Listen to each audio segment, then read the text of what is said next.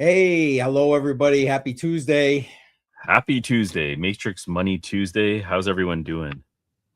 I just Hopefully put out the everybody's doing well. notification on X. We'll just give it a moment here. Yeah. The notification's still going out on YouTube. I can see it.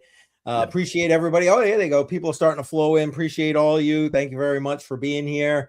As every Tuesday, appreciate seeing you on the Matrix Money Podcast. We got a special guest today. We're going to introduce him in a minute. Maybe we'll give a quick shout out quickly, but we're not going to go through a lot of the chat today. But I will say this: if you have a question for our guest today, make sure you put it into the chat, and we will try to get to that as we're live today. Jar, anything else you want to add to that before we kind of?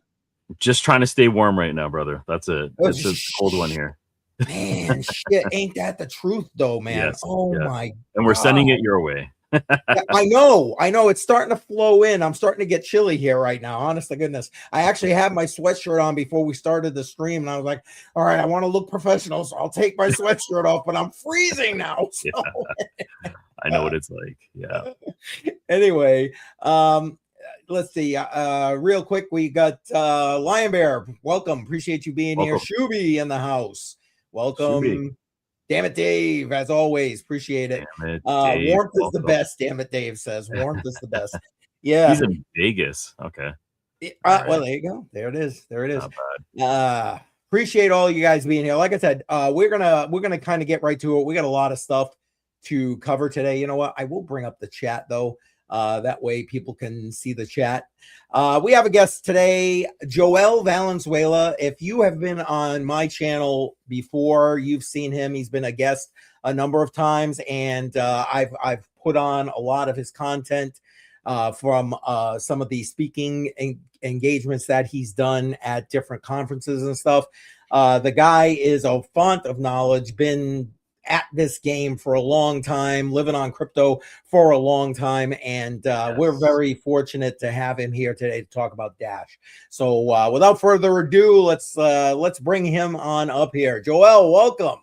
Hey, how's it going? Happy Tuesday to everyone. Yes, happy Tuesday. Great, man. We appreciate you being here. We know you're busy, and appreciate you taking the time to be here tonight.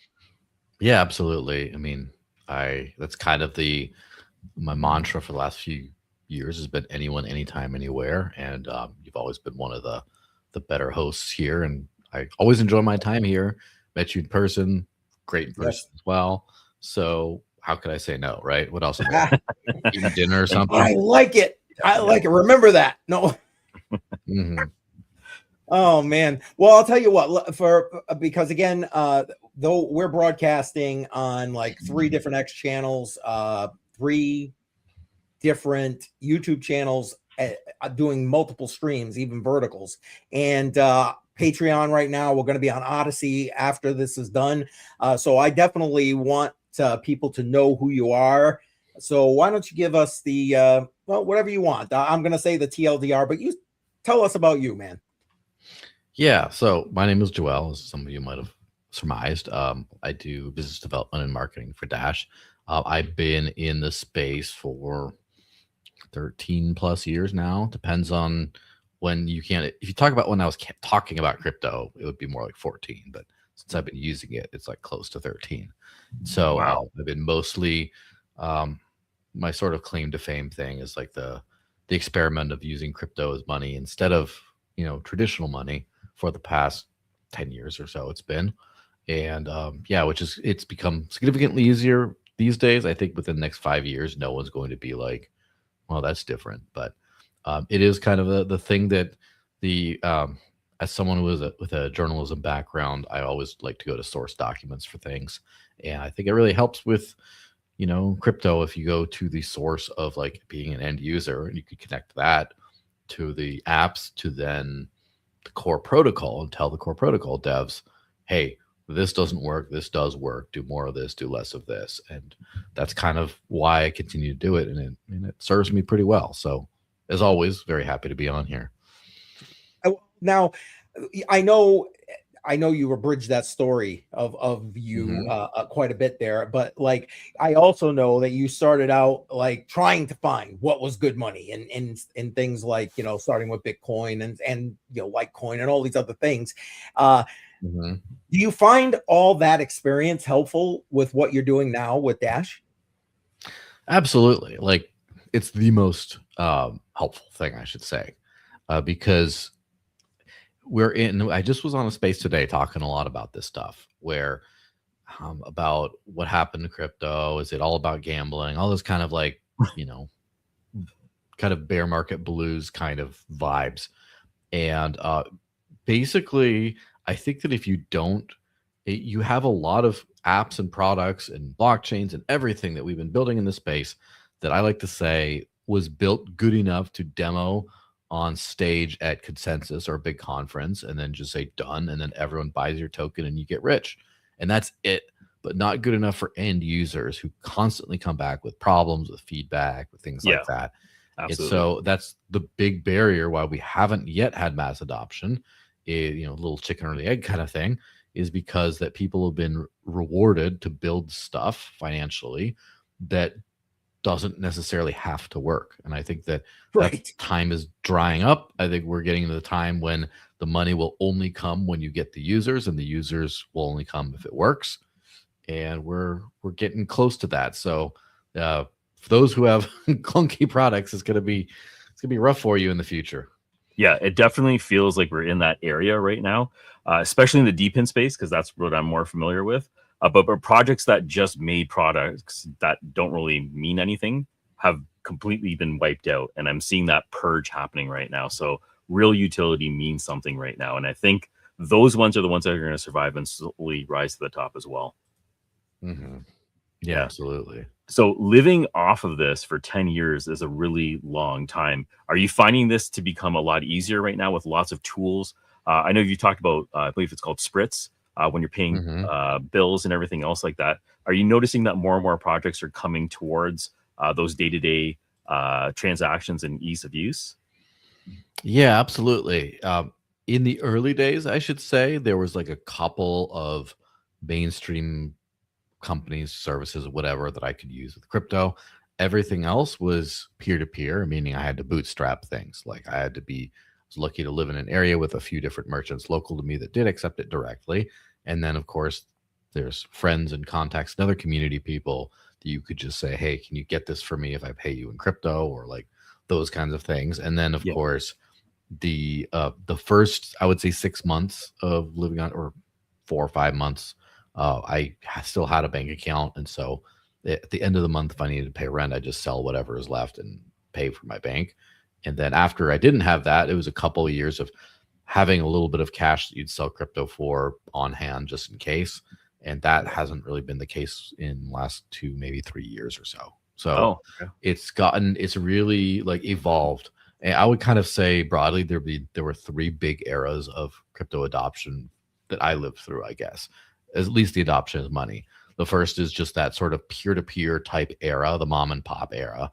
And then right now we're kind of in the middle of, or the tail end of, the service provider area, where not a lot of times are you going directly to the mom and pop merchant. You're doing through a lot of, intermediaries might not be, a nice sounding word, but basically is like a bunch of spending tools that bridge the gap between your crypto and the real world.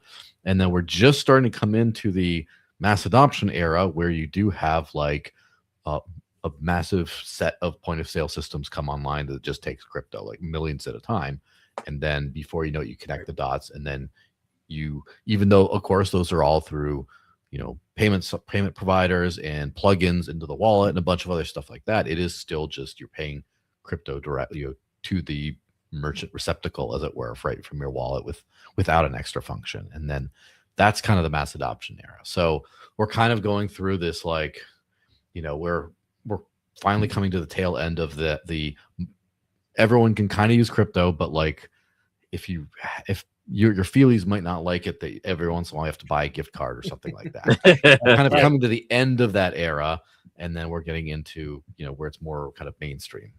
Is there like a key hurdle or a key step that we need to cross in order for that to happen? Like something that you see very specific for us to get there?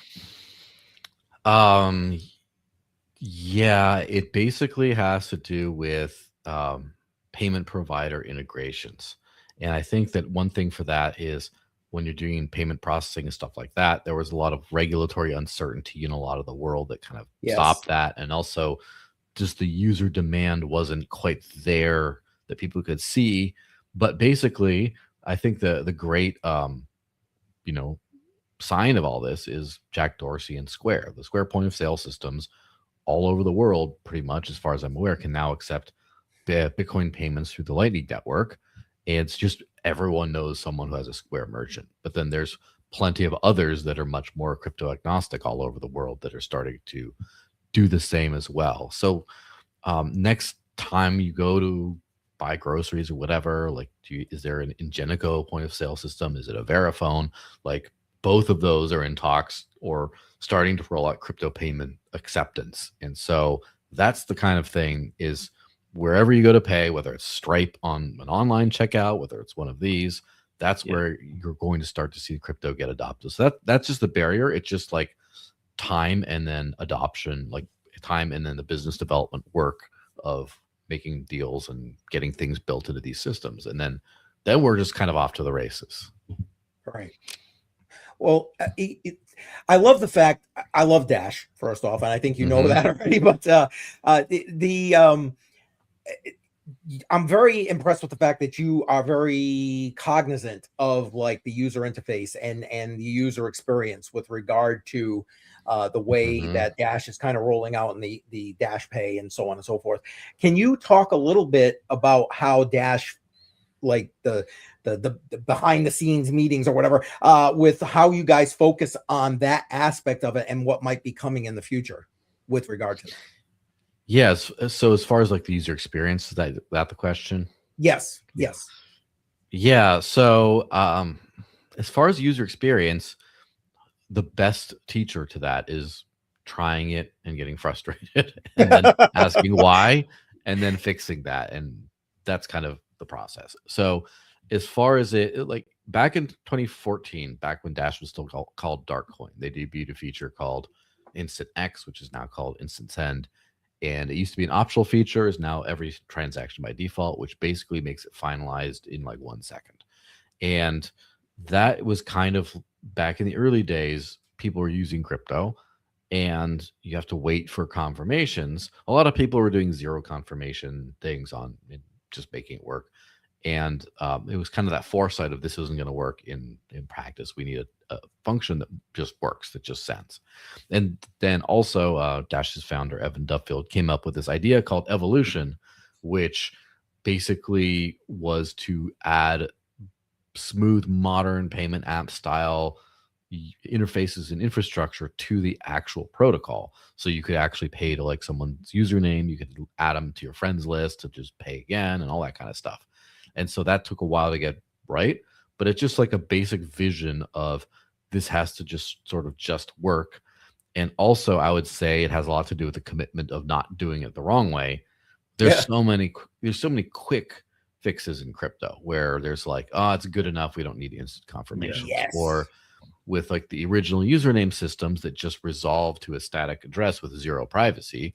And that just, well, like, not to disparage, but ENS and Unstoppable Domains and those kinds of namespace projects that have sold untold millions of usernames, like they've done very well and but doing a very useful thing, by the way. I'm not knocking that, but they don't have any kind of payment privacy when you're using this, and there's no sort of permanence to there's no connection, there's no contact list that builds into that, and that was fine for the space for a while. But again, it's not the step.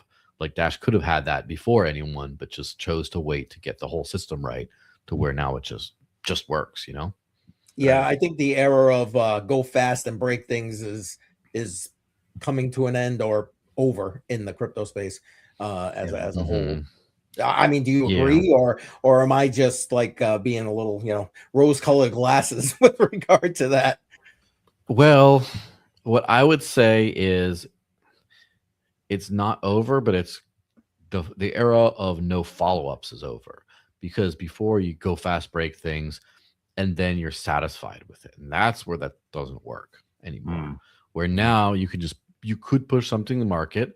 You could do, for example, like Solana style, come out there with a chain that goes down 8 times in the next 2 years. Exactly. But what they did is then they fixed it to where it doesn't really go down anymore.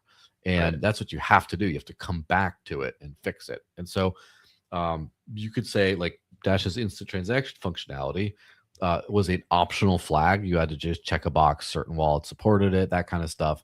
And that, again, is not good enough, but it was good enough to start. But then you have to revisit it later and actually fix it. And just like 51% attack protection, just like other things, you have to actually go back eventually and do something about it. So I do hope people do still move fast and break things, but then I hope that they're also honest about what they're pushing on users. Fair enough. Yeah. And acknowledge that it broke. That's the third part, right? Transparency. Because it's just like the end customer can sometimes help resolve those issues if you have that conversation. So that's kind of a key piece. Yeah. Hey, sorry guys, it broke. Yeah. Oops. Well, even if they do that these days. Well, let me, for those who might be, we got a bunch of people jumping in, by the way. If you are just jumping in, welcome. Appreciate you being here. We're here with Joël Valenzuela from Dash. We're going to be talking a bunch of things about Dash. If you have a question for him, by all means, go ahead and put it in the chat. We'll try and get to that during the course of this live stream. But Joël, for those who don't know Dash, I mean, they've been around the space, obviously Dash is kind of an OG in the space, but for those who may not be familiar with Dash and the way you've got kind of like 2 chains kind of going at the same time, if you would, could you explain that to them? Yeah, so basically there's 2 very different, I guess, use cases, and we kind of find this with a lot of cryptocurrencies where first of all, you had Bitcoin that did Bitcoin things, and the structure was a very certain way with very certain trade-offs.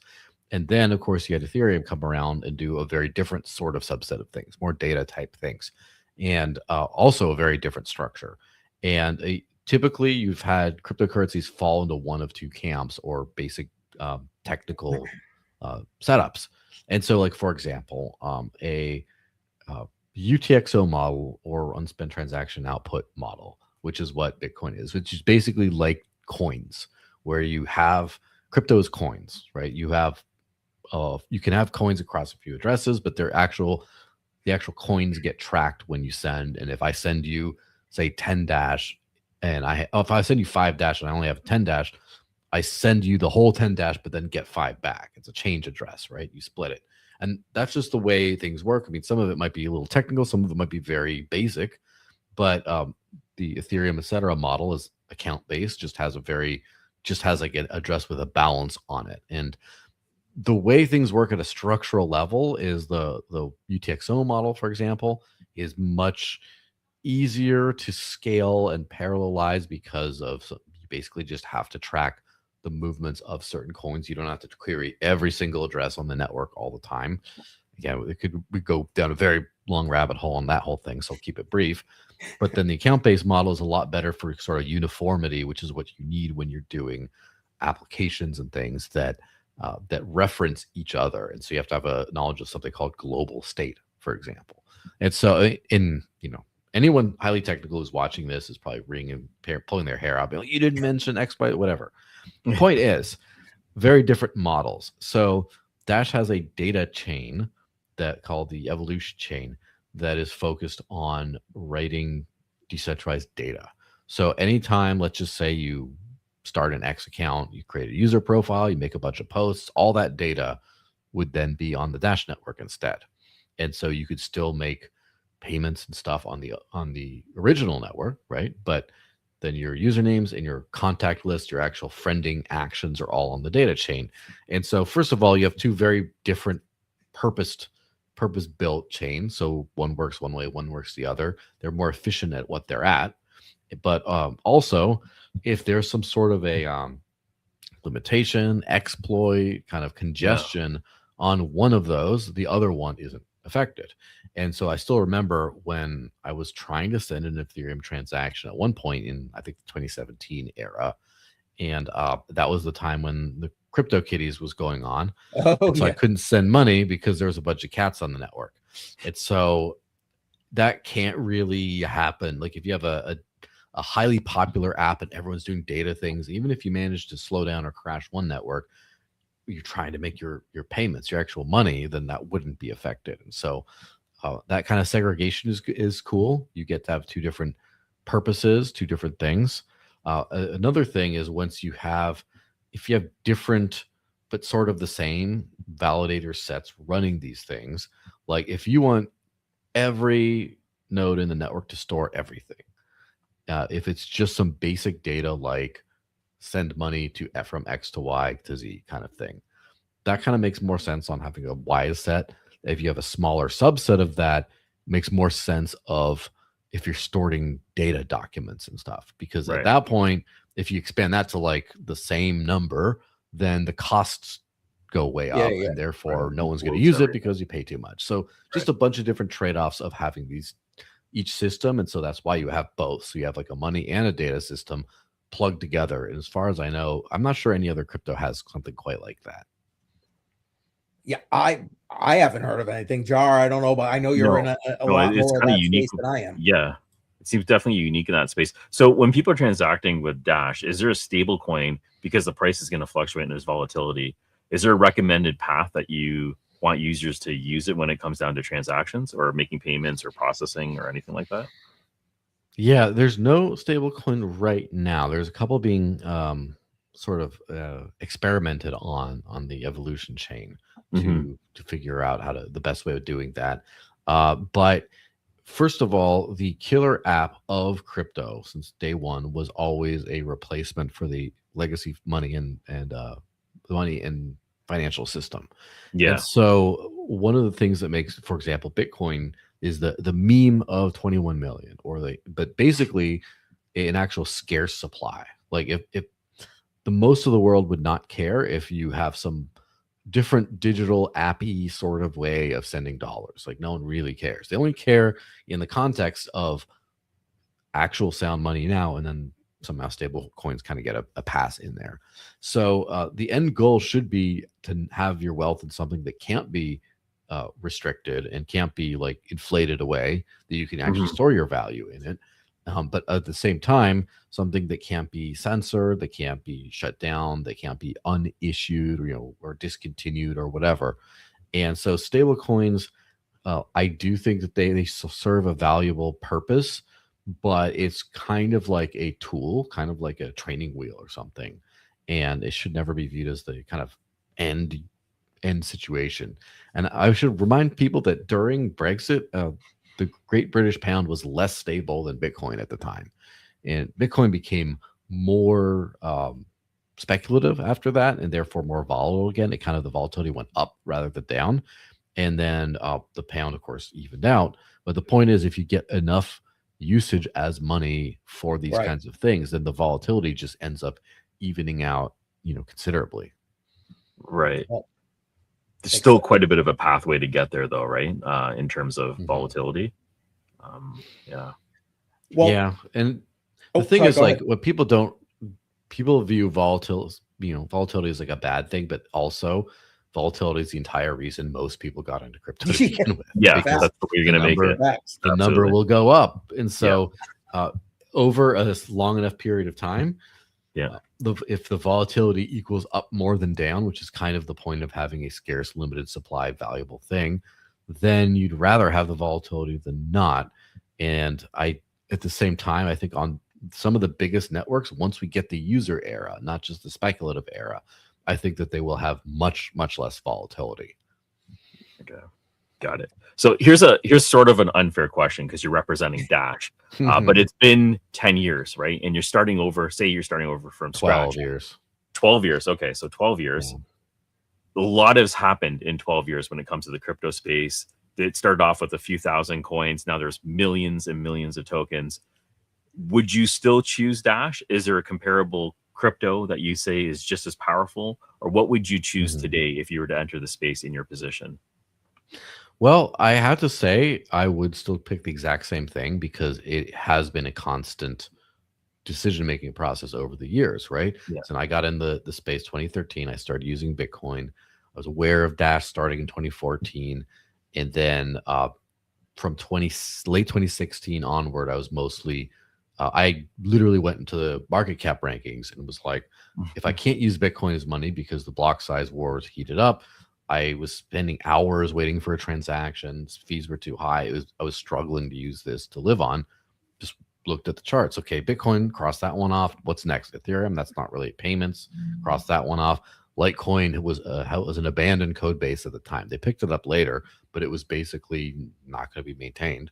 Bitcoin Cash didn't exist for a year, and then Monero also did not have any graphical user interface wallets at all. It was all command line at the time.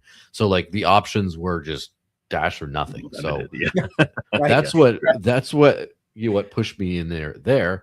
Yeah. After a few years, in somewhere around 2020, I reevaluated things and, kept using what I could for money, of course, but looked into stuff like ran a lightning node, looked into some other cryptocurrencies a little bit more deeply. I always kept them in the side of my, little side eye or whatever. But in 2023, I did a podcast for the Zcash Foundation and kind of got pretty into that ecosystem. It is a very cool ecosystem with a lot of interesting tech. But I kind of looked around and eventually I just was thinking, well, I want digital money that no one can mess with. I want that to win. I want that for myself, but I also want that to win. And I have to look at like, is anything have more adoption? Well, maybe yes. Well, what are the barriers to that getting mass adoption? And can I do something about them? And I just eventually just became like Dash has everything I want, or 90% of what I want, and is just a little behind. And it's a lot easier to push that forward than it is to change the other problems with the other things. And then that's kind of where I went. And so far I've been more right than I had thought, I guess. Things have turned out pretty well. Worked out pretty well, yeah. Yeah, things have turned out, and they're still in the process of turning out well. Mm-hmm. And it's taking a lot of hard work. But to be honest, I would encourage anyone to experiment with actually using all of the stuff, right? Use some stable coins, use some privacy coins, use some other ones, just use Bitcoin, use Lightning, play around with it, deal with the trade-offs, and then see where you get and see if you can get other people to use it, and make up a decision for yourself, of course. Yeah That's pretty good, because ease of use, speed, and any major roadblocks that really make the decision. And you were talking about payments and payment processing, and one wallet that I think that really changed the game in terms of hardware wallets was Tangents, because you're just able to tap and perform transactions with the app. Whereas other hardware wallets that I have, there's quite a few steps involved. So just making those changes for the end user, the ease of use is pretty much the biggest hurdle. Yeah, there you go. There you go. Got one of them. So it's a great wallet. It just works, right? Yeah. It does exactly what you want it to do. It's secure, and I love it. Yeah, there's some things that I think we really need to still work on. The thing with crypto is such a massive undertaking. The whole space is such a massive undertaking. A lot of people are wasting their time, but a lot of people are also doing really important things, but in a little silo here or there. And there's only so many things you can work on. Like, for example, privacy. Privacy is something that Dash is doing a big overhaul on this year. And for other projects might have gotten a little bit ahead in that regard, but then massively neglected other things. And so one thing that I think is a big barrier to mass adoption is private key management. Okay. And there's basically like seed phrase. First, seed phrase is not super intuitive anyway, but a seed phrase for all your money only works if you treat this like cash, like digital cash, where this is your wallet, your the thing in your pants. And if you lose it or lose the money in it, that's fine, because you can do another one. But once we have a single set of keys being linked to your identity, for example, and your ownership and your documents and all this other stuff, then it's not so. Then it's losing your keys permanently is like a life-altering event, and people are just not going to do that. So there's a couple things I would like to see. First of all, on the Dash Evolution side of things, there are multiple keys for like there's an authentication key, there's like a credit transfer key, there's like a few other little keys you can use. So in the event that some key can get compromised, you can go back and destroy those keys and remint them, right? Revoke access and go back to it, right? So there are ways of like, if you get hacked, it's not just, oh, you lose your money, but like someone owns your identity now, and now you're kind of screwed. Huge problem. So there are those kinds of things.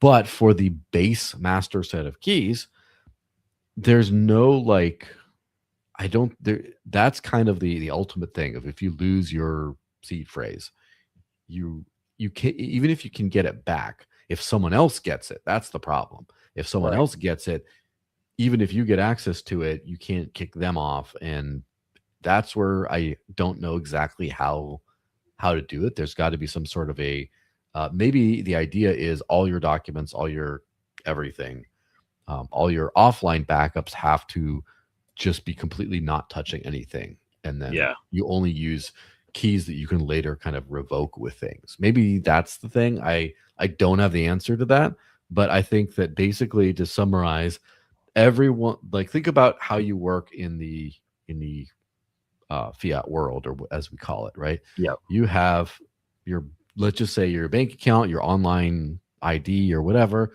and you have a username and password, basically. If you lose that, you can usually recover it by some kind of physical ID. Like, you literally have a physical item. Consider that like a NFC card for your keys on a hardware wallet or something, for example. That could be the same thing, where you have like a physical backup that gets you back in.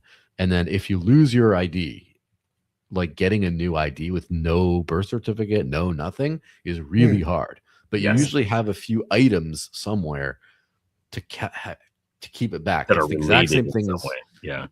Yes. The only problem is all that so far just gets you access back to your keys, but doesn't sort of remint them, doesn't scramble them again. So if someone steals your identity, you can then reprove it, but you can also kick them off your identity. That's the one thing we have left to solve. I think you get all that figured out, and I think that people will be very comfortable with using crypto. I've talked to CCM about this, and like one of the hurdles when it comes to this is trust into an entity that will actually hold it for you. Because right now, if you say lost your driver's license or birth certificate, you go to the government. CCM don't get pissed off. You go to the government and they can reissue it because they can validate who you are by other means, right? So when it comes to crypto, if there was some sort of single source that could validate you, that would probably help. But I don't think people would trust in just the single source. So we end up in the same problem where you want to decentralize and you want to have multiple paths. It does seem like a big problem right now to sort of solve for everyone to be on board. Yeah, absolutely. Just timely bringing this up. It seems to me like this is where the argument comes in for stuff like a digital ID. With regard to that, that's the path that leads, right? Really up there. Yeah, so it would seem. Let me reset a little bit because we keep having people piling in here. Welcome everybody. Appreciate you coming on in here. We're here every Tuesday night, but tonight's special one because we have Joël Valenzuela, who is here tonight talking about Dash and some of the stuff that Dash is working on, and we haven't gotten to the recent partnership yet. We're going to get to that in a minute. But if you end up having a question for him, put it in the chat, and we'll try to get that answered tonight. If I could take you, Joel, to a slightly different path here. I don't know if you saw the interview that we did with, matter of fact, you might even know him because he lives in New Hampshire, with Dr. Jay Corzan. Have you met him? He's the chiropractor. Matter of fact, he was at the conference you and I were at. I don't know if he came up and talked to you. I must have at some point. It rings a bell, but again, no, that's okay. Well, during the interview, we had him on because he was when he and I sat down at the conference, he gave me this like story of trying to get crypto integrated into his business and how he's been trying to do that for years. My question to you is that something that's even on Dash's radar with regard to like a business solution, with regard to being able to help businesses integrate crypto in general, Dash specifically, into their businesses?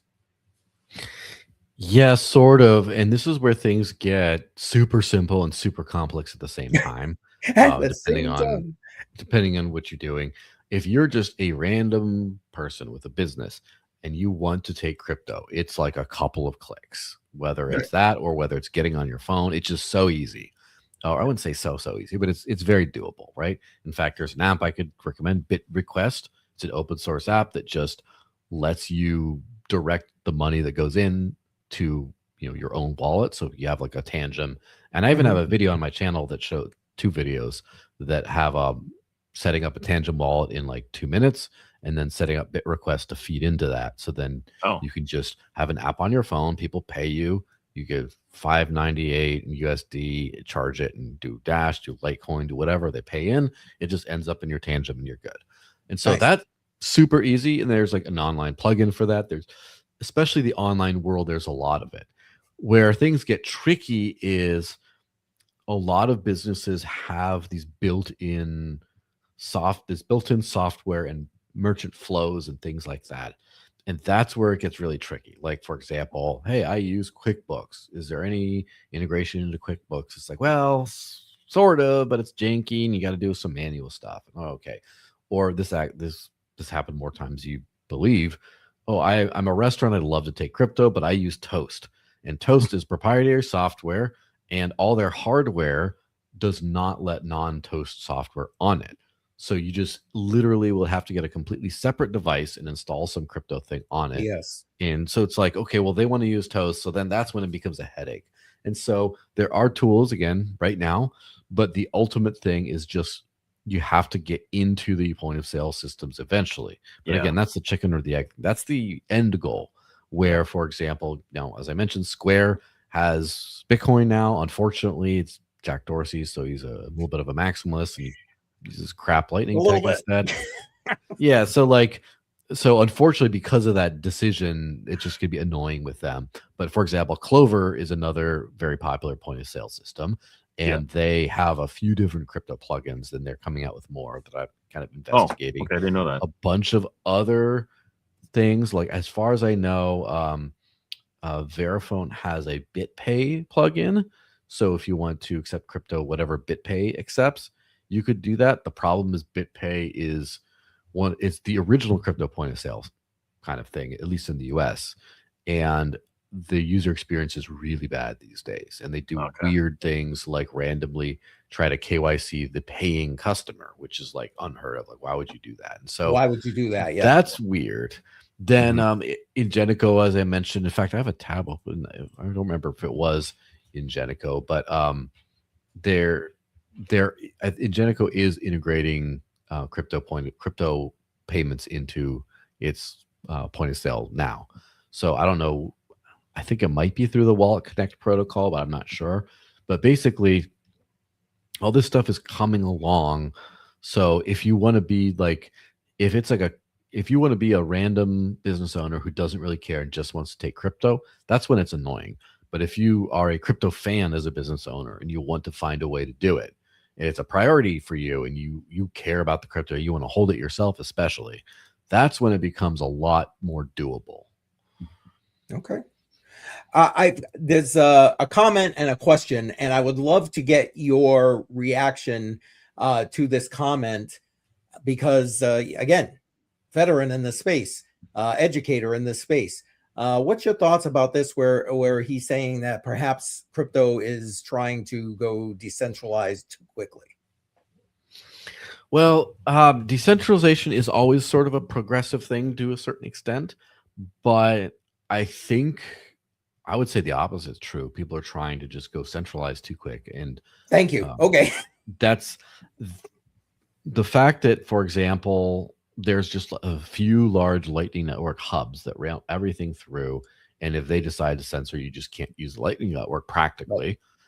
Yeah, that's a problem. And the fact that like one coin is going through Square, that's a problem. And the fact that so many people use custodians to process everything, that like Coinbase is this absolute titan and people don't really do their own thing that much, that's kind of a problem.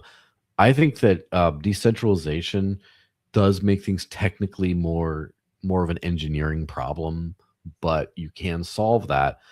The big thing is, once you have these centralized dependencies, it's really hard to decide later to decentralize once you have an incumbent. Away. So I would start decentralized and push that forward as much as you can. It's never linear. It's never like, wow, perfect decentralization, and then we just get that mass adopted over time. A lot, it's like you have to start centralized, because like Satoshi ran Bitcoin with an iron fist for like the first little, because there was nothing else. There was just him. There was just him mining, basically. There was just him pushing code. There was just, then other people joined in as well, but he probably knew all of them and could just tell people what to do. And eventually it just pushed out to where now one person doesn't really have that much of an effect. Now that does happen, but at the same time, the structure should always be decentralized. You should always make an effort to keep it as decentralized as you can. It is sort of an ebb and flow, expand, contract over time, but it always has to be the reason. The very easy mental checklist for me is make crypto win in everything. Like everything should be crypto and everything crypto should win. But what is crypto? Crypto is just decentralized permissionless stuff. And if it's not decentralized permissionless stuff, then in my very lizard brainy mental checklist, it's not crypto, therefore I don't care to push it forward. It's just a very simple mental calculus of like, do that and get more of that in things and expand it and do it well. I like it. I complain all the time that crypto has gotten away from its birth ethos, the centralization stuff is killing me. But anyway, we got a question, so let's bring that up now. I'm not sure if he's referring to Dash integrating with Shopify or like just that payment processing, but maybe you could kind of quickly hit both with regard to this. Yeah.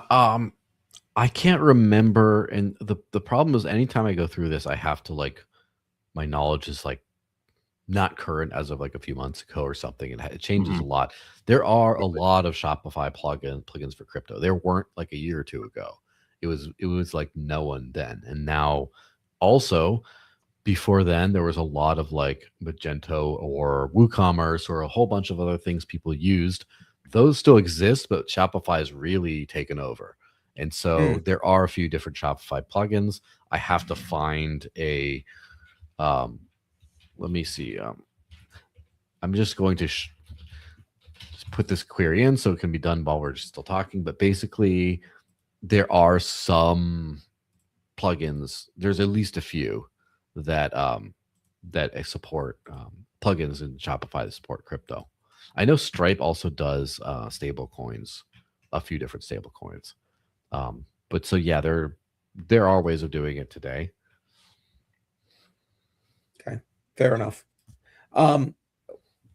We got one more question. I know this is kind of off the beaten path from what we were just talking about, but maybe you want to address this. This seems to be a common question, not just with regard to Dash, as he's asking here, but with Bitcoin and all this other stuff.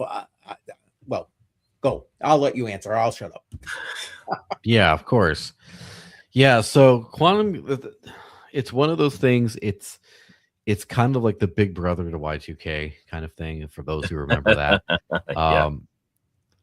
It's one of those things. So a good friend of mine, Diego Salazar, runs CipherStack. He employs several like PhD cryptographers, and what he has told me is the more high level quantum experts. It's one of those weird things where all the high level experts on this subject have wildly different conclusions. Like, it's not like the experts have consensus that this is the way it's going to go. It's just like the experts, the more expert they are, the more they disagree with each other.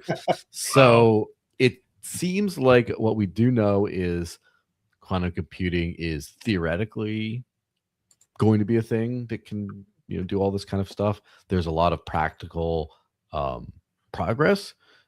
The unknown it's also unknown.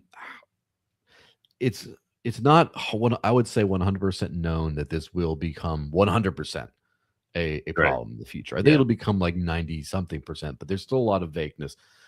How long does it take till we get some sort of a breakthrough for this to be a thing?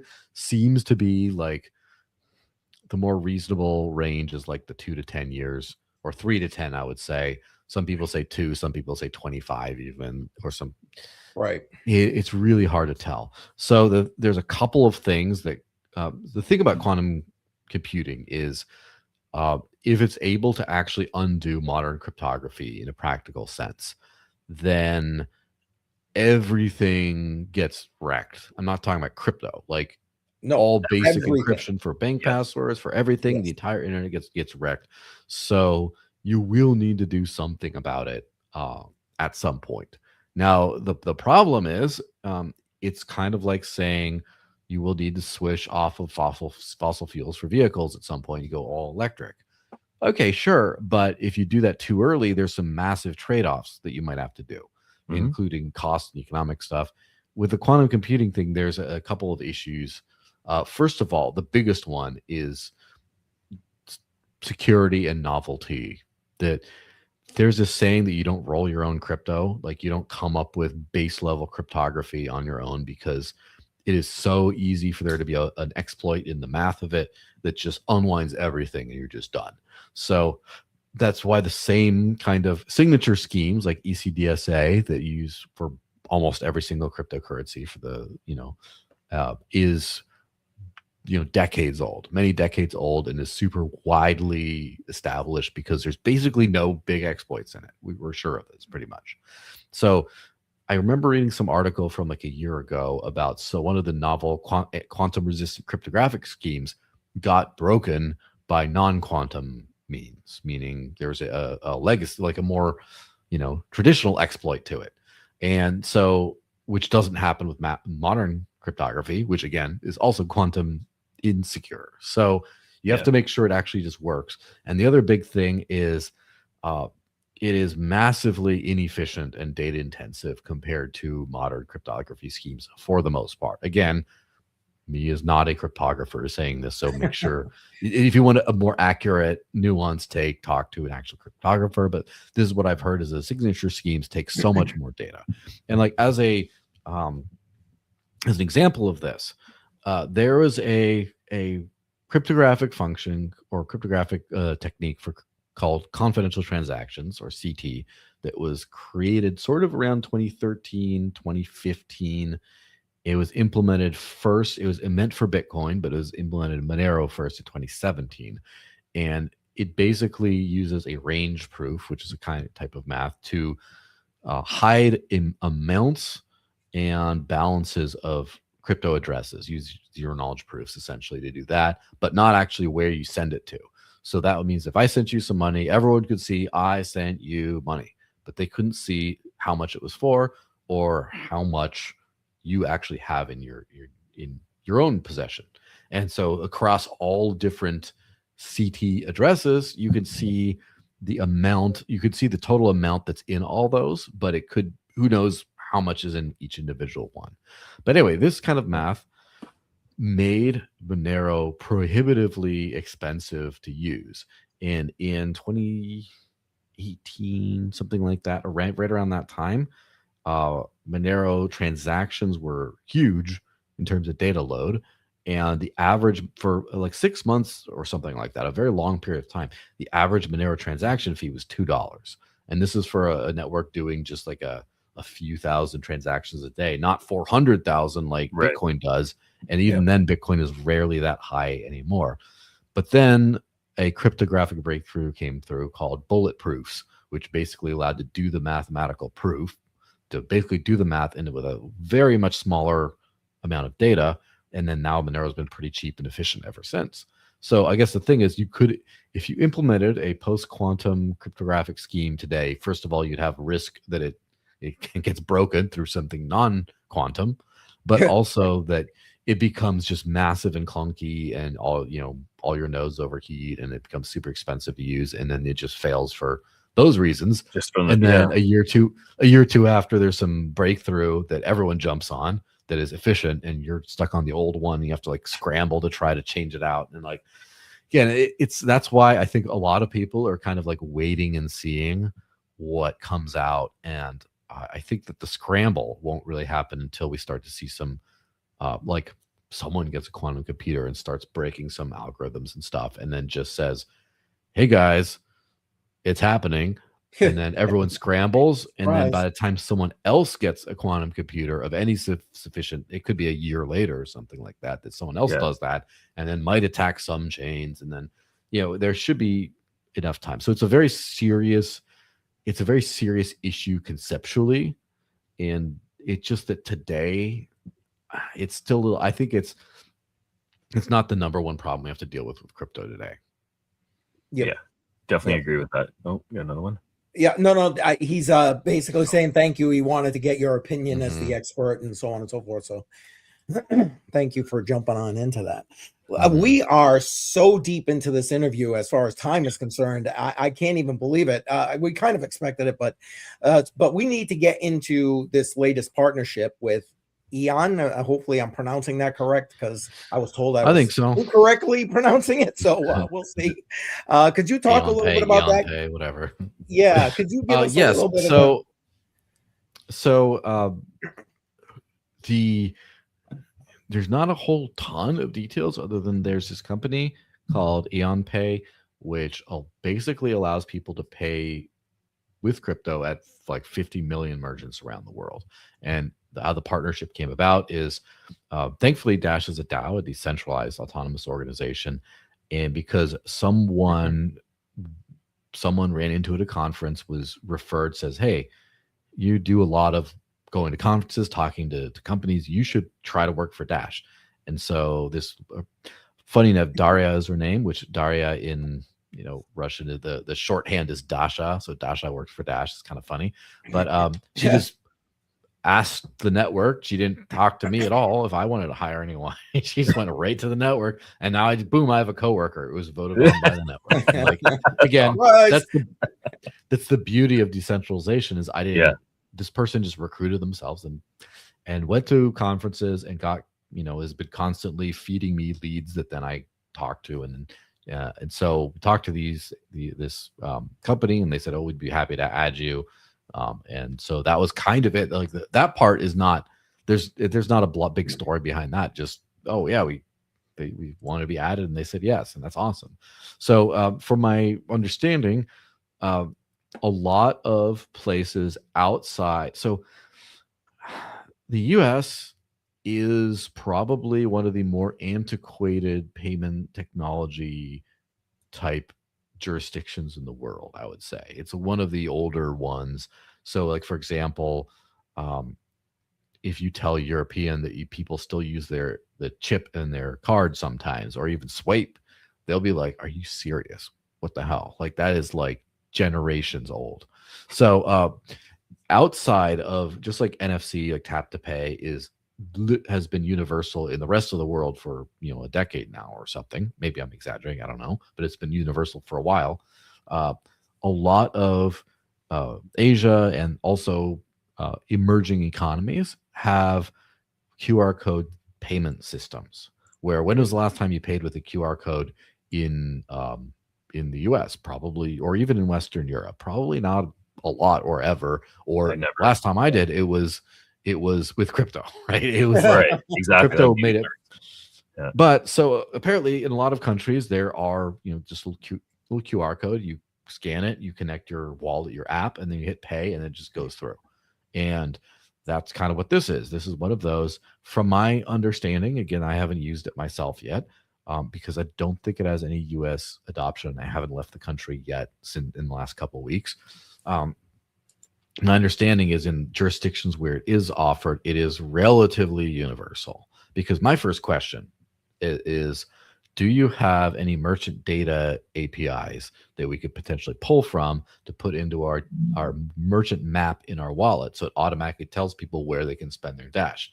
because I thought, oh, that's very useful. And basically they were like, well, not really, but also in the countries where this works, it's like 85% of the merchants are going to be covered. So like, you don't really need to be like, oh, I wonder if this one does. It's not like 1 out of every 100. It's just like 85 out of every 100. It's so flipped, yeah. That's so just like that's one of the things I love about the Dash wallet. Yeah, it's so we are working on getting so right now it's usable through a few different wallets like OKX wallet, Binance wallet, some of these other wallets that support Dash but also support this Eon Pay protocol in there, because it's a specific, it's like a digital handshake of like making the connection and then sending. And so we're going to get it integrated into the Dash Pay wallet itself as well. And so then it'll be, you take your Dash wallet, you go to, I don't know, Mexico, Nigeria, or wherever else, and then you see that little QR code, and then you go, oh, let me scan this and see if that works. And there you go. It's right like that. Yeah. And by the way, there is a company that's similar to this in the US that's gotten a lot of hype from the crypto world called Flexa. I think it was 2021 or 2022. Whenever Consensus was in New York last, the Wiggleloss twins, who I guess must be investors in Flexa, went and paid at a Starbucks there with crypto, and they were hyping it, and that was Flexa. And they provide these little things called flex codes, which allow you to scan them in your wallet, and then you just pay, and it works. And they're accepted at a few different big box stores around the U.S. as well as like Sheetz gas stations and other things like that. So it's not massive, but it is still a decent adoption. But it's the same. It's basically things like Eon Pay are the Flexa of other countries. Gotcha. I think we'd be remiss if we didn't mention one of the things I've read and seems to be part of this partnership is that this platform also is working on stuff for AI agents, and in particular, putting, well, I guess it would take Dash and put it, like, in my opinion, at the center of this agentic economy. You got thoughts about that? I mean, I know AI isn't like there yet, but I think we're moving in that direction. Is there any thoughts you'd like to share with regard to that? Yeah, so I'm not exactly sure all the details of how this works with Eon Pay, for example, but I do know that I think that AI agents are going to be a big part of the economy in the future, where right now, a lot of times what you have are with automated checkouts, automated billing, and stuff like that. You have systems where you basically give up control over your money in order for convenience to happen. Right. And they're at the same time, like, I have had full control over my money for the last decade or so. And one of the annoying parts about that is I have to remember to pay the bills, for example. Or what you can do also is have authorize a certain smart contract if you use one of those chains that will automatically do a recurring pay and whatever. Smart contracts also have ways of things go horribly wrong and you lose everything. So that's a little tricky too. Yeah. I kind of think that if by authorizing, just still having push payments, as they call it, right? Payments where you have to initiate the payment, having that, but giving a balance to an AI agent that just under certain circumstances, intervals, goes and makes payments and buys things on your behalf, I think could be a very cool thing. And so, for example, like if you just say, you have a list of things that you want to buy, for example, and you just say, tick, tick, tick, can you buy all the ingredients for, like, I want to make this fancy cocktail or whatever. And it says, oh, here's what it has in it. It says, can you buy all those ingredients and ship them to my address? Sure. And then it goes out and buys and ships it there, and then you're good. Things like that are going to be very cool to have in the future. And I think that especially when you have very fast on-demand kind of actions, you will need some sort of a payment with instant transactions, or very fast ones at least. And I think that obviously Dash fits the bill for that. A few other modern cryptos might as well, but that's also, I think, where you start to see the other ones being sort of left behind, where you might see, oh, you have to wait 10 minutes, you have to wait an hour. No one's your AI agent is just not going to be able to complete the task for all this. Yep. Yep. And because you mentioned it, that wasn't going to be the question I was going to ask, but because you kind of mentioned it, touched on it, could you talk about how Dash has an instant settlement, basically? Could you just expound on that for people who are not really familiar with Dash? Yeah. So this is something you can go down a little bit of a technical rabbit hole, but it's fun. So when you have a mined cryptocurrency like a Bitcoin or something like that, it falls apart if the blocks are too fast. Like if you have like 1 second blocks, you can't really do that because you don't have the time. Miners are competing to find the next block. That's just the way things work. And so you have to have a large enough interval to where someone can create the next block and the next one can do it. Otherwise, you have something called an orphan, whereas they both could do it at the same time. Only one's valid, the other one, they wasted their time on it. And then you just have transactions being dropped all the time. It's just a mess. So pretty much in most systems, the fastest you can get a block for mining is like a minute. Other than that, you start to really have issues if you make it shorter than a minute. And so a minute is a long time to wait at the supermarket checkout.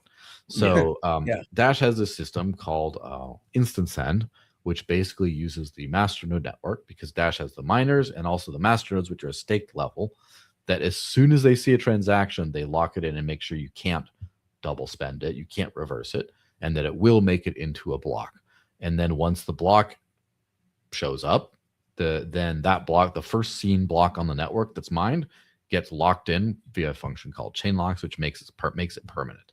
So proof of work is kind of I guess a transaction, how fast you can get security. It's sort of an inefficient system, and this system on top of it just makes sure that it's all guaranteed and smooth all the way through. And it's kind of like blends the two to make it a very efficient system. Now, when you have proof of stake, for example, you can have like 1 second blocks. And so, for example, the Dash Evolution network, the data network, doesn't use miners at all. It only uses the staked element. And instead of having 2.5 minute blocks, but then these mechanisms to make sure it's all instant anyway, those are just 1 second blocks, and everything just works super easily that way. Now, of course, there's always trade-offs with proof of stake. For example, coin distribution. One of the big ones is something called liveness, which basically means if you let's just say you're half of the, or 2/3 or a big chunk of the Bitcoin miners or Dash miners or whatever go offline all of a sudden, the chain never stops. It just keeps going. And just whoever's mining on it keeps with the accumulated proof of work. It just will keep going. Whereas it's possible in a proof of stake network, if a bunch fall offline, you could have just a chain halt where it just stops. And so there's trade-offs for both of these systems, but basically the way Dash does it is the instant transactions work on both chains in different kind of ways, but they both kind of work, and you kind of need this hybrid system. eCash just got a instant finality, even though they're a mined cryptocurrency, and a very similar function to Dash, although 10 years later, I guess.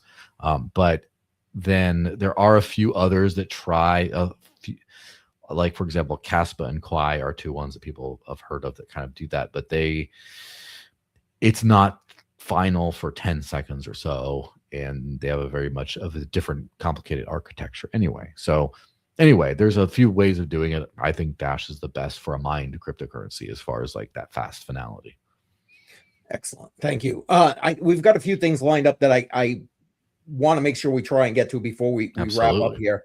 And now I'm going to this one, even though this wasn't the first thing. Anything you want to add about that? And to that, he's talking also about this with chargebacks, because I mean, we all see that in our current system with charges and that kind of thing. Maybe you can kind of address this better. Man, that's a mess. And I have to say, the credit card systems don't really have advantages. The only thing, when you have if you learn fundamentally how it works, then you realize that everything is kind of a shell game a little bit. But think about a chargeback is wild, because first of all, it stems from the fact that credit cards are pull systems. They have charges. I mean, go ahead and charge my Dash wallet. You can, because I decide when you get money. No one could just do Right. that. And when I had a bank account, there was a time, I went through some lean years where I had like times of anxiety around what I would find for my balance, because I never was sure of the money I actually had, because someone could always take it away. Anyone, and this is something is actually insane about the way this whole thing works, is if you give your credit card number to someone, they can just take anything they want from you. They just decide to take it anytime they want. And it just, when there's a charge, you just, you got to fight them over it. But it's still the fact they could charge it. In fact, that's one of the reasons why Google Pay and Apple Pay and those kinds of things came online, is because when you tap and pay with that, you're not giving up your credit card information. You're giving up a payment token, which allows them to spend the credit card for that one thing, but you're not actually divulging your card number. So that's one reason why, if you are still using banks, you should use those apps instead. But so the fact that you have that then necessitated this awful thing called chargebacks, where now you can just say, oh, I didn't like that, I'm going to pull it back. And a lot of times, especially high risk industries, you have a very high chargeback rate. And guess what happens when you have high chargebacks? That's risk to the consumer, or to the business, where the business now, they have to factor in basically post-fact theft into the thing. It's literally like a chargeback it's either a theft reversal or it's theft. So either theft happened, or the consumer got stolen from, or the merchant gets stolen from. One way or the other, there's theft going on there. And you have to price that in. So you have to charge an extra fee on top of that and all that stuff. And so it's just same thing with like credit card rewards points. A lot of times they give you rewards points because they do things like collect and sell all your data, and then they try to entice you in with that, or they are paying you to roll the dice that you're going to pay all your payments on time, because as soon as you don't, then you get hit with the interest, and then all those reward points you give it right back. So it's this little made up, messed up game where they say, no, you can always dispute charges. No, you can do this, but they're really just screwing you. So with crypto, for example, it's always your money. You just choose when to send it, and it goes out, and that's it. It's final. And whoever's accepting it's like you paid someone cash. You get the cash discount because it's cash.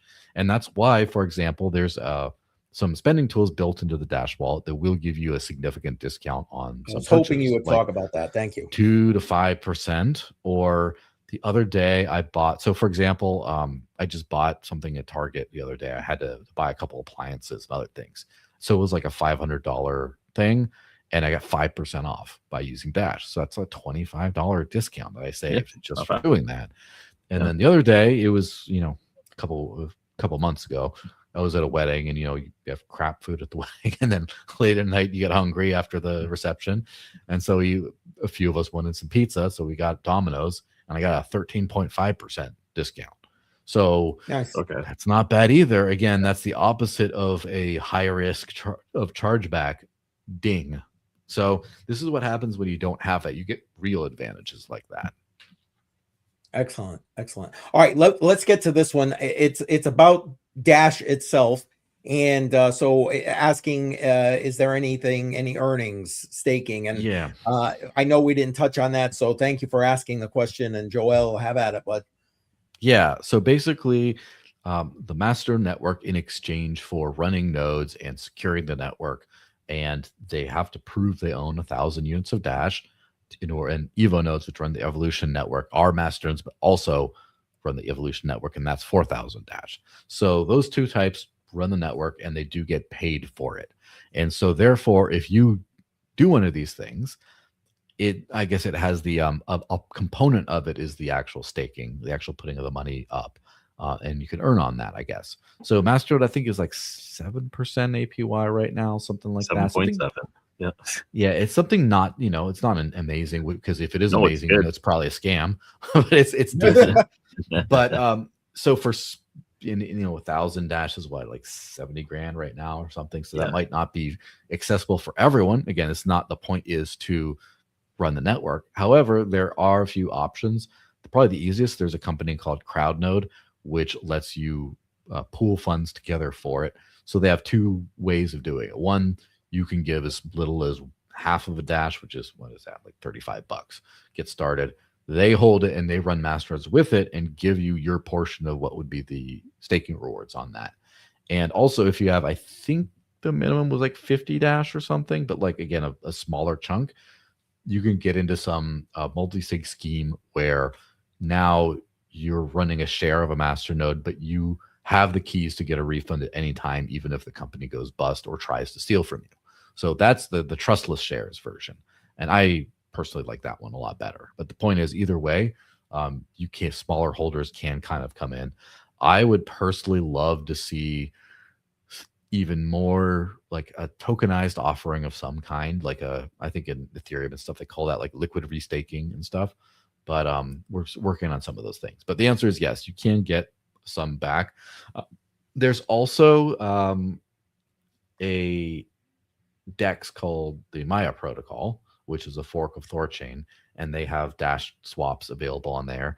And if you provide liquidity for those swaps, you get a portion of the fees that the exchange makes for every single exchange. So that's another way you could potentially earn. And so we're working on a few other DEX integrations. So hopefully there's going to be a menu of things to like earn in the future. But right now, the running your own masternode or Evanode or doing it through CrowdNode, that's kind of the way you want to go. Okay. Yeah, I could also just mention that I run the Node Factory, and we do exactly that. We fractionalize nodes, and Dash is actually one of the offerings that we have as well, because $30,000 is pretty pricey for the average individual to do it. So fractionalize. Let me exactly we'll have to the Node Factory, right? Is that the Node Factory? Nodefactory.com. Okay, I will. Well, maybe we'll talk after this, because there's some stuff we could get going on this. Maybe. Oh, sounds good. Yeah, absolutely. Nice. I'm gonna bring this up here, but I think we should preface your answer with like, I don't know. The Dash has been on fire lately as far as price action is concerned, and quite frankly, even at its current price, is nowhere near its all-time high, and potential. What's the word I'm looking for? Something to value. Fair value. Yeah, fair value. Thank you. So please talk to the price, I guess, a little bit, if you could. Yeah. So here's the thing, right? There's a couple things to take into account. First of all, as we already talked about, crypto is very new and speculative and things like that. And so there's almost no value in crypto. I won't say almost no, but it's the vast minority of the crypto's value is practical utilities. And what do you need it for? Most times when you see a price, it's because people are betting on where it will be in the future. And that's just kind of the reality, right? Yeah. So Dash, for example, and I did a post about this before, not only is the tech light years better than it was in 2017, but there's 4 to 5 times the actual transaction volume there was at the very peak of 1,600 USD per coin back in the day. So clearly there's a little bit of a divorce there. So basically what happened is the price went really high, and then, attention, whatever, sort of faded away. And then you kind of at the stability. So again, this is a lot of this is my opinion, right? But my opinion is that the lower bound, the price floor is kind of utility, where like 20 to 35 range, which you've had for many years, a lot of time, and that is kind of like the base, right? As far as like, it can't really go that much below that, because that's what people value it for, actual utility. So everything on top of that, I would say that plus speculation. And so I think what we're seeing now is people are starting to see what we've been building, see the commitment to privacy, see other things, and they're starting to bet on it doing well, and then growing into that.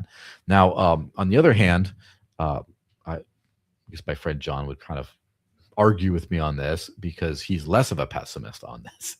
Oddly enough, I'm the pessimist about like the Dash price and stuff like that, because I'm also a pessimist on like the Bitcoin price and all that kind of stuff. I'm definitely not a pessimist about anything about Dash, even including long-term price, but just like I'm more of a realist as far as what I think is going on right now. But John Gotts of the Digital Gold Foundation created this crypto fair value benchmark, where Oh, basically I saw that. Yeah. for a lot, and you should probably have him on your show at some point. He basically looked into fair value is, of course, a concept in traditional investing as well, right?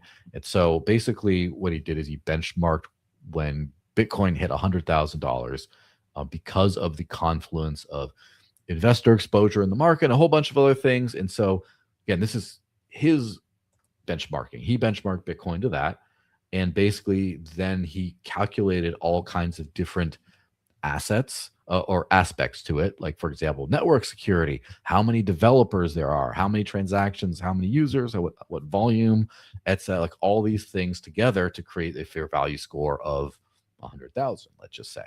And so applying those same criteria to Dash based on the total number of transactions, of users, of volume, of everything, developers, everything, he estimated, I think the calculation comes out to like 5,400 a coin today, which sounds, oh my gosh, that's like such hopium, but that's still like 3.5% of Bitcoin's market cap. Let's not get too crazy with that. It's not. And are there 3.5% as many users, developers, as much security, as much everything as Bitcoin? I mean, I would say yes. It's like 10% of transaction volume for one. So there's that. So that's kind of the fair value kind of equation there. And of course, I'm the super bear because I'm not looking at it on, I'm looking at in a purely adoption utility and not as an asset class the same way he is. So that's why he pegs it as that. But basically, I think that one thing I've been happy to see is volume has gone up on Dash during this time as well. It's transaction volume on both chains, for example. There's been a lot of new users of some new social apps we've been trying to make. There's been a bunch of new exchange listings. Hyperliquid, for example, that just added Dash for perpetuals for futures trading on the Hyperliquid DEX, as well as Aster DEX and a few other things, and got some pretty massive volume. Like, I think a lot of the trading volume for Dash recently has been like 80% of market cap or more. Like, it's been just a lot of volume going on. Wow. Okay. So there's a lot of like upward type things, but what these things, such as these payment integrations, all of those kinds of things, that's what I look at, and that's what what I think anyone looking into a successful project wants to see. You want to see it become more useful over time. You want to see the technology get better. You want to see more things built on it. You want to see more users come in. And so I'm just focusing on hitting all those things as much as I can. And I think that we do have a pretty cool future ahead of us if we keep this up. Okay. I don't disagree. You guys are doing great things as far as I'm concerned. Okay. I think we'll take this last one and then we'll I think Jar has a final question for you. Sure. Yeah. I think earlier we also had a question, and I might have missed bringing it up here, asking if there are already other tokens in this whole Dash network. And he's asking here about this. Looking for a dip. It's always that. Listen. Yeah. The Dash Evolution Network does have a token functionality. And unlike stuff like Ethereum, they're what you call native tokens as opposed to contract tokens. So like with Ethereum, you run a smart contract, you run a little computation every time you send a token, which means that you have, first of all, risk of contract exploit. So every time I send a token through MetaMask, I risk that token then drains all my token balance at some point in the future from some contract exploit, even when I just wanted to send. And also it costs a lot more money to send because you have to do a computation. It's not just very simple. So Dash has something called native tokens, which I think a few others like Multiverse X, I don't remember which other projects have, which is just a very basic schema of, mint token, send token here, and it's not in some computation.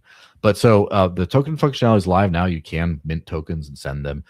There's a few, the wallet ecosystem isn't where I'd like it to be, to where we have an extension wallet, that there's another one coming out on mobile, and then the basic mobile, like the DashPay payment app, will at some point soon support sending and receiving credits and tokens. Hopefully, again, just have to get all that stuff gone. So it's not as efficient to use, but it is live right now, the functionality.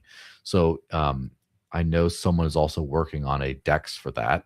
Now, I couldn't give timelines. I have to look into what, again, a bunch of third-party developers are building all this stuff. But so basically, we should have a pretty rich token ecosystem pretty soon where you could be able to do all kinds of things. A friend of mine built a merchant token system, which is like a point of sale type system that basically allows a merchant to issue Dash tokens as well. So then you could say tokenize reward points and things like that, for example. So yeah, there's a lot of stuff that's building on that. It's not quite, it's live, it's ready, but it's not super ready for prime time yet. Fair enough. Thanks for doing that. All right, Jar, go ahead. You're up, brother. I like the question he's got, so that's why we're going to do this one here. It's a fun question, but we have close to 260 people on the stream. So if you're new here, please smash the like button. Yes. And thank you for joining us today. If you could wave a magic wand and fix one thing in crypto right now, whether it be regulation, adoption, or some new type of tech, what would it be? I'm probably good with what I was saying earlier about key management. If I could make it so it's fixed, so everyone could have, let's just say something like an NFC, like Tangent Wallet or something like that, some kind of physical device that's interoperable with all crypto wallets, basically, just like a seed phrase is. That's what I like about seed phrases, is it works everywhere. Something like that, that's like a physical backup, like your government ID, in case you get locked out of stuff, that gets you back in. And also some sort of a social recovery system in case you lose that, even to where then you have a magic, you just say, hey, I have my magic word, I put it in, you designate 3 people, well, let's say 3 or 5 people as your recovery partners. And if 3 out of 5 then approve the recovery transaction, then you get all your keys back. I would like that to be there, but also, as I mentioned, with a key, like a reset, not just you get access to it, but if someone hacked it, they still have access to it. Right. That is what I would do, because if that was there, I could that's like the biggest unsolved thing. Everything else is falling in place. Regulations are doing surprisingly decent around the world. Not great, but okay. Adoption is coming. I'm seeing more users of everything. The privacy is going really well.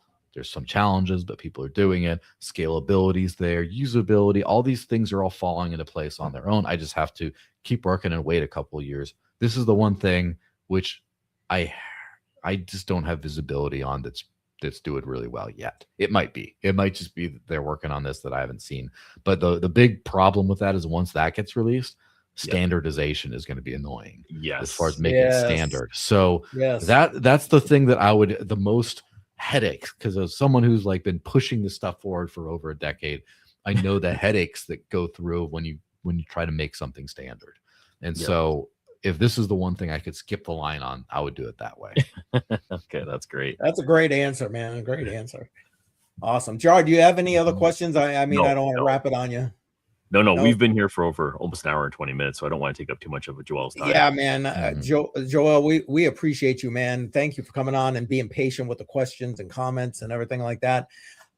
We would like to leave it, though, with you having the proverbial final word.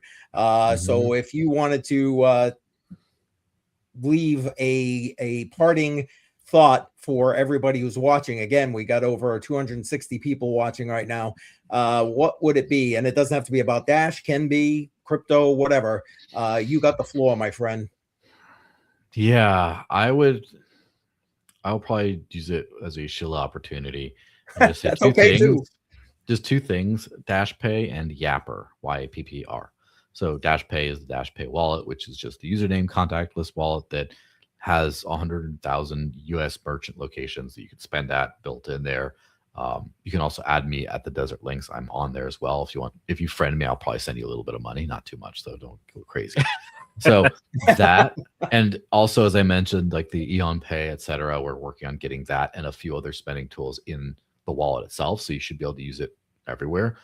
One thing that I'm getting close to cinching up is anything to dash to anything feature, where hopefully if you have like someone can send Bitcoin in there, it ends up as Dash, and you could scan like a Bitcoin QR code or Monero or whatever else, and then hit pay, and it ends up as that, and it's just perfectly interoperable. That's what I'm working on. We're hopefully getting that along. That's and then beautiful. there's something else called Yapper, YAP.PR is the website. You can test it out now if you want, but that works on the Dash Evolution network. It's on testnet. Again, it's not real Dash yet, but it's basically an X-clone type social media site that just works with a bunch of stuff. You have encrypted DMs, you can post, you can send people tips, you can add your crypto addresses, and you own all your own data. But also there's some cool features such as I mentioned, you can just send money to anyone, which isn't really built into X even. But also you can stack usernames. So with X, you register one username and that's it. In this case, I can stack as many usernames as I can register on the Dash network, and they all point to my profile. So if if you could do crypto jar, crypto vase, crypto bucket, get all of them, all the crypto containers. And then if someone says, well, was it a jar or was it a vase? And then they take whichever one they do, it all points together and they can find you. Or crypto coin mindset, crypto coin or CCM, or crypto coin mindset, or like your full legal name or whatever. You can add all those and point to the same thing, and then it just works. And people can send you encrypted DMs. You can send them money. When it hits mainnet, I'm going to be very happy because you get to just log in with Dash and then use that, and also there is a function there where you can import your DashPay contacts. So if I friended a bunch of people that I send money to on a regular basis and I open up Yapper, I can just find everyone I've already friended on the Dash network there and just add them as follower. I'm following on Yapper, and there you go. So we're starting to get to a really cool area in crypto where the end user apps actually start to not suck. So I'm very excited about that. Listen, man, awesome. I hope you get that in there soon, the Dash to anything. I mean, I interrupted this poor guy's lunch at the New Hampshire conference because they only accepted Bitcoin for this thing I wanted to pay. And I went there with just Dash. So I was like, damn it, how do I convert this? So that would have been great to have as one of those options to be able to do that. So I hope you get that soon. Yeah, of course. It's just all about making it all work. And I think the thing is, what comes behind that is just there's so many different things, right? There's so many different things that all come into contributing towards making this thing work. And so it's like, 5 year, like the Chinese Communist 5-year plan. You got to have like a 5-year plan of like, okay, how are we going to get here? What are the things? And you just start chopping at those hurdles, and then you get to where you're at. Yep, axe away. Awesome. Jar, I know you wanted to just address something real quick before. Yeah, I know we had a super cash comment over here. So this is for Kevin K. The TGE event is happening tonight. Price prediction, I don't have one. I'm hoping it's a cent. If it's a cent, I think it's going to make a lot of people happy. It might spike, it might not, but I'm going to be doing a post stream tomorrow at 1:30 live on my channel. And we'll look at the TGE event and see how everything went. Good luck to you. There you go. Excellent. Well, Joel, thanks again, man. Really, really appreciate your time. We've gone much longer than we had anticipated. So thank you for being patient and answering all these questions and being here. Really appreciate you, man. Yeah, thanks. Well, hopefully we'll have you on again. It's been a great time. Yeah, absolutely. Just let me know anytime, and you know where to find me. All right. All right. Yes, we do. All right, everybody. We're going to head out again. For everybody that's been here, we're now over 270 people. I really appreciate everybody that's been watching. So many people on X. Thank you very much for sharing this thing. I appreciate all of you. Again, Matrix Money Podcast. Jar and I will be back on Tuesday at 6 p.m. Eastern time. Every Tuesday, 6 p.m. Eastern time. So make sure you're watching for that. All right, we're heading out. Have a good night, everybody. Joel, thanks again, bud. Thank you.